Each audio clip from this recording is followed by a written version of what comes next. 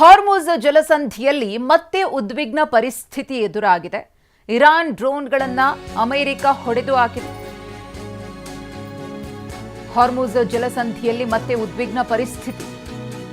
ಹಡಗುಗಳತ್ತ ನುಗ್ಗಿ ಬಂದ ಇರಾನ್ ಡ್ರೋನ್ಗಳನ್ನು ಧ್ವಂಸ ಮಾಡಿದೆ ಅಮೆರಿಕ. ಅನುಮತಿ ಇಲ್ಲದೆ ಹೋಗ್ತಿದ್ದ ಹಡಗುಗಳತ್ತ ಡ್ರೋನ್ ದಾಳಿಯನ್ನ ಮಾಡಲಾಗಿದೆ.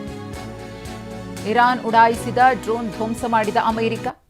ಪರಮಾಣು ಮತ್ತು ಹಾರ್ಮುಜ್ ವಿಚಾರವೇ ಒಪ್ಪಂದಕ್ಕೆ ಅಥವಾ ಒಮ್ಮತಕ್ಕೆ ಬರೋದಕ್ಕೆ ಸಾಧ್ಯವಾಗದಂತಹ ಈ ಎರಡು ಪ್ರಮುಖ ಅಂಶಗಳು.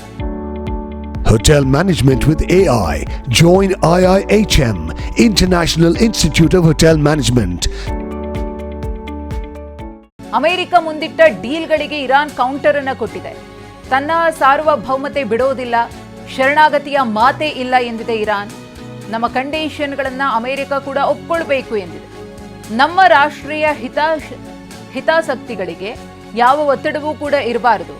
ಇರಾನ್ ಪರಮಾಣು ಬಾಂಬ್ಗಳನ್ನು ತಯಾರಿಸೋದಿಲ್ಲ, ಆದರೆ ವೈದ್ಯಕೀಯ ವಿದ್ಯುತ್ ಉದ್ದೇಶಗಳಿಗಾಗಿ ಯುರೇನಿಯಂ ಬೇಕು ಅಂತ ಹೇಳಿದೆ. 3.57 ಯುರೇನಿಯಂ ಹೊಂದಲು ಅವಕಾಶ ನೀಡಬೇಕು.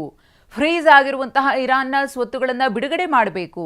ಹಾರ್ಮುಜ್ ಜಲಸಂಧಿಯನ್ನ ಬಳಸಲು ಶುಲ್ಕ ಪಾವತಿ ಅಗತ್ಯ. ಲೆಬನಾನ್ ಮೇಲೆ ಯಾವುದೇ ರೀತಿ ದಾಳಿಯನ್ನ ಮಾಡಬಾರದು.